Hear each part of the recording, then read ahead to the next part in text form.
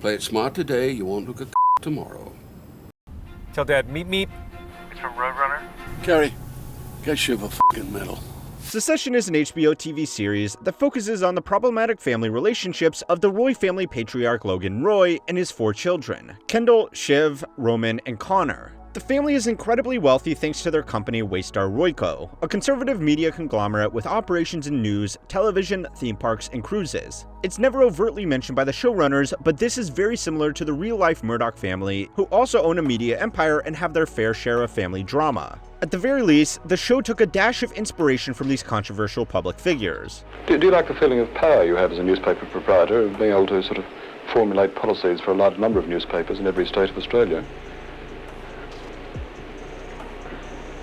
Well, there's only one honest answer to that, of course, and that's yes.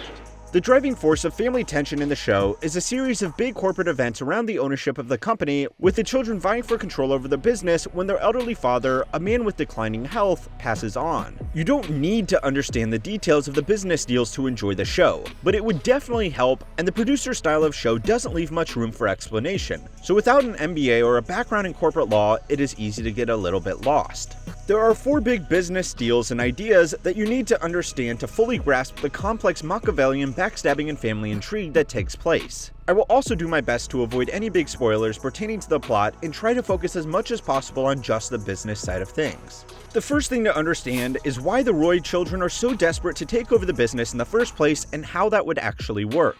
It's quickly established that the family owns their share of Waystar Royco through a family holding company, which is in turn owned by a family trust, a very popular asset management structure for wealthy, high-profile business people. We see real-life examples of this exact holding structure all the time, because it protects the family's assets in the event that either Waystar gets sued or they themselves personally get sued, something that is highly likely given how the family members conduct themselves in the show. If you have watched my videos for a long time, you might remember me talking about the holding companies and trusts that were uncovered in the Panama Papers. The showrunners did the exact same thing here, so they obviously cared a lot about accuracy. There are 2 parties that you need to understand when talking about trusts: the trustee and the beneficiary. The beneficiary or beneficiaries is the parties that benefit from the payments made by the trust.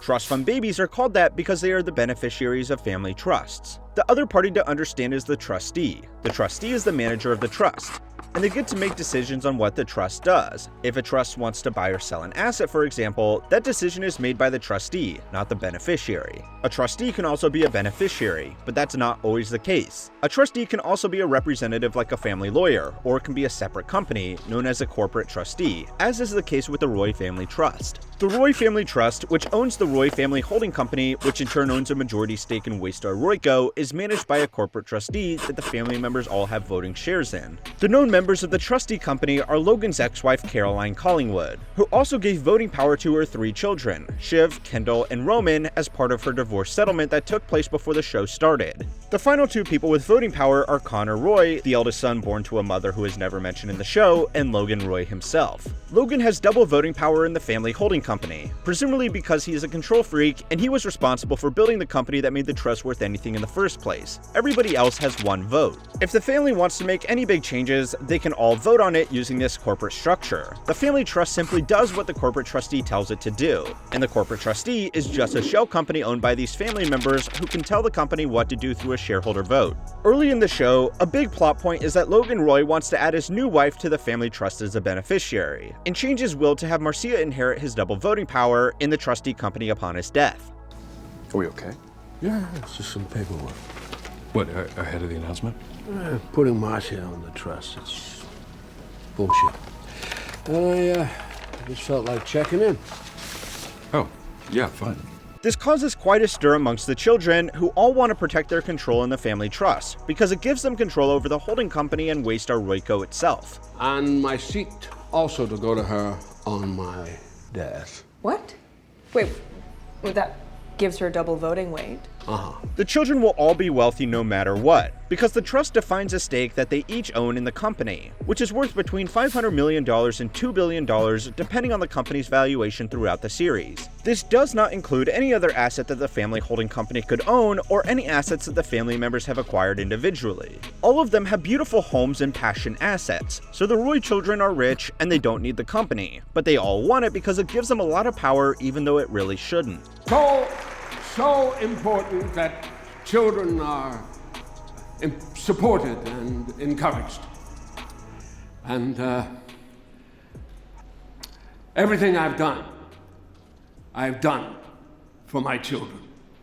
So it's time to learn how money works to find out how the business dealings in succession actually work. This week's lesson was sponsored by Exter. Exter is known for inventing the first trackable wallet, but they're now on a mission to create some of the best of your carry essentials. They make sustainable wallets, bags, and accessories that help you get the most out of your everyday. I recently got a Black Parliament wallet from Exter, and it has quickly become my go-to wallet. It came in beautiful packaging, and you can get it in up to 6 colors. It holds all my cards and can hold up to 12. Carries cash, although I personally try and stay all digital, and blocks RFID to prevent wireless theft, which is good for someone like me. It's way less clunky than a normal wallet and fits seamlessly into your pocket. Best of all, it's beautiful and made from environmentally certified premium leather. I've quickly become a fan of Exter's card holders and wallets, and I'm going to get a couple more of these for myself and friends and family. This is just one of the many essentials you can get at Exter. Right now, they're running an anniversary sale, and you can get up to a 25% discount from Exter by using the code MONEY or by using my link in the description box below. In the very first episode of the show, Kendal Roy, played by Jeremy Strong, is working for the company on a deal to acquire a new tech-focused media company with a stronger focus on younger, more liberal audiences called Vulture. This is an obvious nod to James Murdoch owning a 10% stake in Vice Media, but it also introduces one of the most important business activities in the show, which are mergers and acquisitions, which is the second thing to understand about the business deals in succession. The Vulture deal was a simple acquisition. A bigger company buys a smaller company for cash or stock and then uses the new company that they own to make them more money. The previous investors in the company are all bought out, and they do not own any part of the business at all anymore, so they want to make sure that they get the best possible price. This is called an exit, because this is how founders along with early investors exit their companies and turn their hard work into cash. If you are following along, the corporate structure would now look like this. The other type of M&A deal is a merger. This happens when two similarly sized companies come together. There are a lot of reasons that businesses would do this, or horizontal mergers where a company merges with another company that is a supplier or customer to theirs. In 1996, Time Warner, a cable company, merged with Turner Corporation, a media producer. This is a vertical merger, because Time Warner was Turner's customer before they merged to become one corporation. Time Warner could then offer their customers their own programming to make them more revenue. A horizontal merger is when two companies that were once competitors merge together. A big plot point in Season 2 is a potential merger between Waystar Royco's biggest competitor in the media space. Horizontal mergers are more difficult for businesses this big, especially in highly sensitive industries like media, because the SEC and FTC will challenge the merger if it would give the new company a monopoly over an industry. If Waystar became the only company in America broadcasting TV news, it would give them an unconscionable amount of power over what stories got covered and what stories got buried. Mergers can be a tricky operation, especially for publicly listed companies, because it will involve delisting one of the companies and compensating the shareholders of the old company in some way. Normally, this will be done by giving them stock in the new company, but sometimes it can just be done by paying them in cash. Mergers also have other considerations, like who will manage the company, which CEO will be let go, who will be on the board of directors, and what will the merged company even be called. Companies that have had big mergers in the past are easy to spot, because they will have two individual company names merged together. Daimler Chrysler, ExxonMobil, and for the astute viewers, Waystar Royco. It's never mentioned explicitly in the show, but the name and logo make it clear that the company has had a large merger in the past. The third thing to understand about the show is how the family could lose the company. Waystar Royco is a publicly listed company with other shareholders outside of the characters in the TV show, presumably pension funds, investment firms, and regular people with a Robinhood account. The family holding company owns a majority stake in the company, which gives them a lot of power in shareholder votes. The family can vote through their trustee company. This won't appear on shareholder issues. Whatever way they vote, the trustee will tell the trust to tell the holding company to cast the vote one way or another, and since they own most of the shares, they will always win any vote. This is challenged a few times because the executives at the company, including the family members, who totally got their jobs based on merit, still have a fiduciary duty to their shareholders, and they are legally required to act in their best interest. The family could also lose their shares. Without spoiling too much, one of the family members used the shares in the holding company as collateral to make some big purchases. Well, the thing is, it's secured against Waystar stock.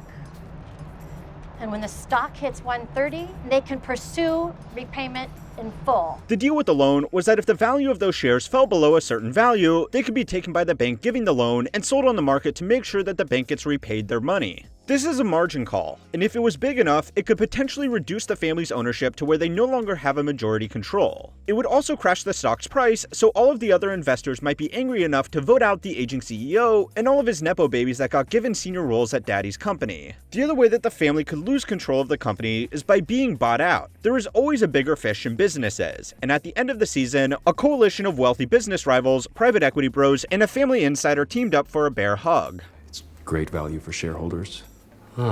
Yeah, there it is. I'm not gonna get into feelings.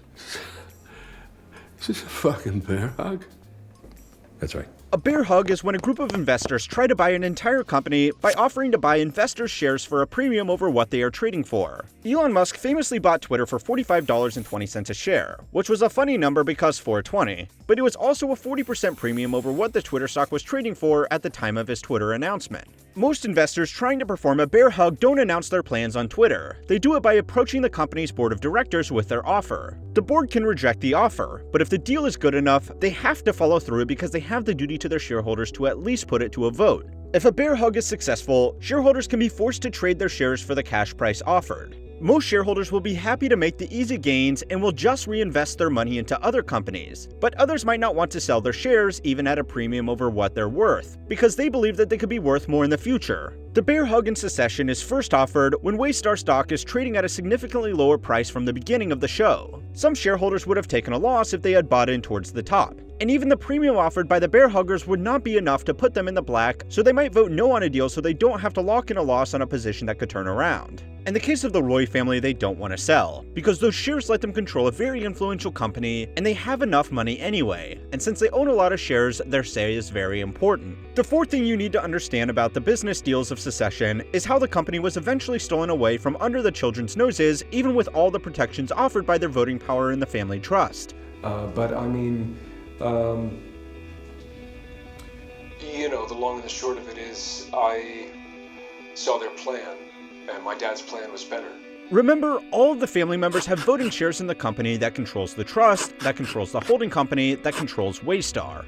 Logan Roy eventually decides that he is getting old and he wants to sell the company to a fictional equivalent of Netflix for a massive amount of money. He would not be able to get his children on board because if that deal went through, they would lose their positions and just become rich nobodies. End of the day, that's all I fucking got. Well, you know that's bullshit. Logan gets around this by making a deal with his ex-wife who gave their children their voting rights through their divorce settlement. Logan trades a multi-million-dollar townhouse in London for her voting shares. That meant that the only other shareholder in the trustee was Connor, but it didn't matter what he said because Logan now had 6 votes to his 1. That's a supermajority, which means whatever he decides is what will happen. And his ultimate decision was to sell the company to make a lot of money and spite his entitled children. And what's more, I will win. Succession is a great show that I definitely recommend, even though all of the characters are absolutely terrible people. All right, fuck it. Keep driving. Just press at my place, yeah? Yes. So where are we going? Oh, God. This is crazy. This is like OJ. I mean, except if OJ never killed anyone. Who said I never killed anyone? Art imitates life, and a lot of the shady corporate structuring and family power at the expense of the shareholders is very similar to a real-life corporate fraud that is allegedly unfolding right now. Go and watch my video on how the Adani fraud actually works to find out how this family used the same tricks as the show to make themselves the 3rd richest people in the world. A special thanks again to Exter for making it possible for everybody to keep on learning how money works. I'm getting on in years here at P-Stream Industries, and it is time I choose my succession. But I feel great, and I probably got 30 years left in me. But it's time for me to step away and give it to one of you. None of you are getting this company, but I need it to be one of you.